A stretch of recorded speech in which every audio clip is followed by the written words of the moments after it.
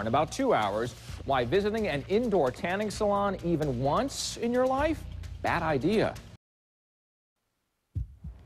All right, in today's RX Factor, the unhealthy glow from tanning beds. You've seen them around, you see them in pictures. Well, there's some new research that shows that people who tan indoors have nearly a 75% greater risk than developing melanoma than people who never use a tanning bed. Well, melanoma is the deadliest form of cancer, as many of you know. Dr. Susan Evans is a dermatologist in Beverly Hills and is the co-founder of the Skin Deformities and Research Foundation.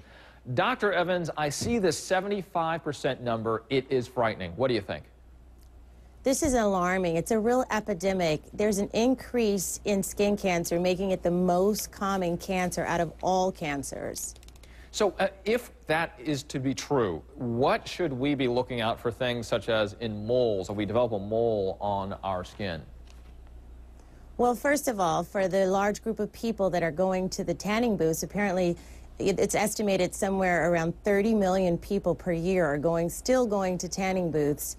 Stay away from the tanning booths altogether, because as you mentioned, it's an increased risk of getting melanoma, as much as 75%. But if you do have a mole on your body, you look at the ABCDs of that mole. Is it asymmetrical, meaning if it's cut down the middle, is it even on both sides? Are the borders normal? Is it a change in color? Also, you want to know, what is the diameter? Is it bigger than the end of a pen, say for instance, or a pencil? And I always add an E for evolving. If something is changing, you should get into your dermatologist as soon as possible and get it evaluated. So self-analysis, self-evaluation, and goes to your dermatologist, such as yourself, to make sure that you're okay. Right. Right. Self-analysis is good, but you always have to get it backed up by your dermatologist. And how? And how? What are some of the alternatives here when we take a look at this, Dr. Evans, to going to these tanning booths? Yeah. Well, there's spray-on tans that, you know, they may not be ideal, but they're still safe. There's other type of tans that you can get at the drugstore that you can just apply daily until you get the even sort of bronze tones that you want to be. And the last but least is to learn to love the skin that you're in. And in loving the skin that you're in, but if you do not like the skin that you're in, you decide to put on that tanning lotion, isn't that also toxic? No, tanning lotions are not. I mean, I do not speak for each of them, but there are definitely safe alternatives available to you at the drugstore that are okay. Okay. Another recent study is bringing up a word called tanorexia. What is tanorexia? Unfortunately, I'm all too familiar with the term. Really? I practice in Beverly Hills, and I have many celebrity clients that are very concerned about the way they look, and they still go, despite the fact that they know that there's a risk of cancer. And when you get to the point where you're going so regularly, frequently, that you're defying any sort of logic, you're a tanorexic.